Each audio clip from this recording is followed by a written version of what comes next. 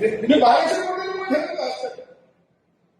प्रत्येक आमदाराला विनंती करतोय, तुम्ही माझ्याकडे या. 5 कोटीचं असलेलं असेल, 10 कोटीचं असेल, 15 कोटीचं असेल, मला दिलं नाही तर नावाचा संदेश शिक्षक.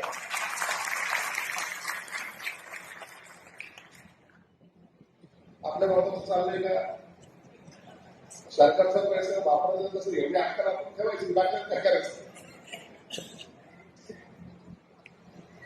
फक्त वापरायचं कसं? दिमागपूर्वकाला घेऊन पाहिजे तर दिमागपूर्वक जाऊन मी 1200 कोटी रुपये घेतलं असतं.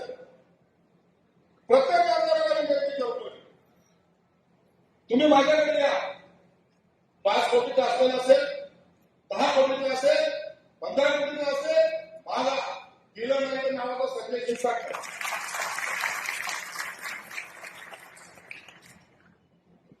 आपल्या बाबत चाललंय का? सरकारचा पैसा वापरायचा कसं एवढी अक्कल आपण ठेवायची, बाकी काय करायचं?